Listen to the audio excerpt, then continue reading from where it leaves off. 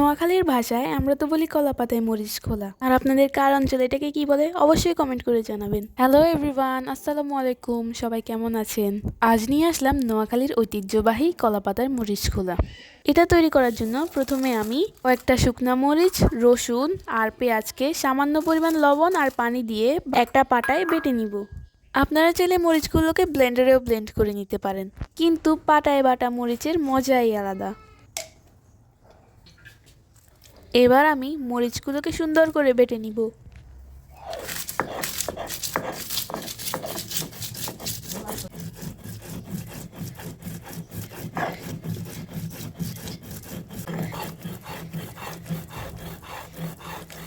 সবগুলো মরিচ সুন্দর করে বাটা হয়ে গেলে এগুলোকে আমি একটা বাটিতে নিয়ে একটা সাইডে রেখে দিব।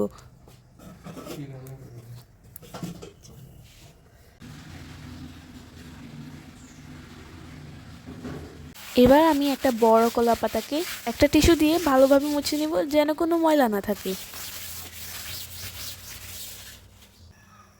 ভালোভাবে পরিষ্কার করা হয়ে গেলে চুলায় একটা তাওয়া বসিয়ে কলা পাতাটাকে হালকা একটু ভাপিয়ে নিব।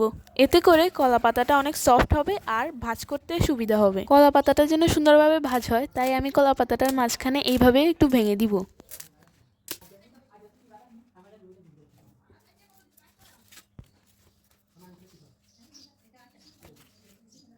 এবার পরিষ্কার করে ধুয়ে রাখা ছোট মাছগুলোকে কলা পাতায় নিয়ে নিব। এবার মাছগুলোতে আমি একে একে বেটে রাখা মরিচ, সামান্য একটু লবণ, সামান্য একটু হলুদ গুঁড়া, কিছু পেঁয়াজ কুচি, সামান্য একটু জিরার গুঁড়া, কিছু ধনিয়া পাতা আর সামান্য একটু সরিষার তেল দিয়ে মাছগুলোকে ভালোভাবে মেখে নিব।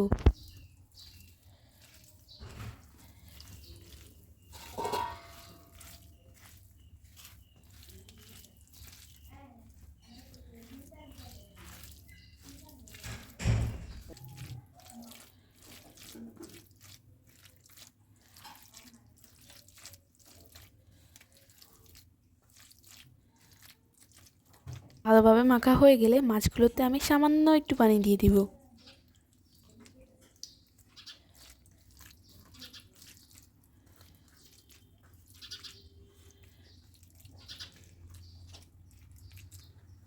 এবার কলা পাতাটাকে আমি সুন্দর করে ভাঁজ করে নিব।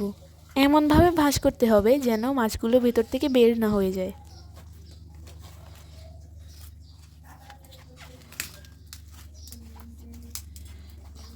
কলা পাতাটা সুন্দর করে ভাঁজ করা হয়ে গেলে একটা সুতা দিয়ে এটাকে আমি সুন্দর করে বেঁধে দিব।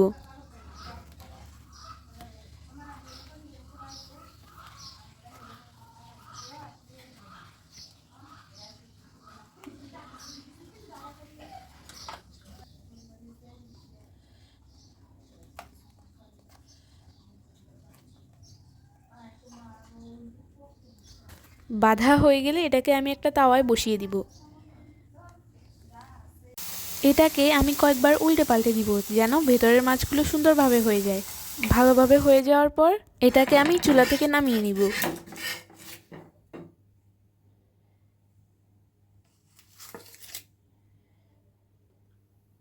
এবার এটা খোলার পালা। এটাকে আমি আস্তে আস্তে খুলে নিব।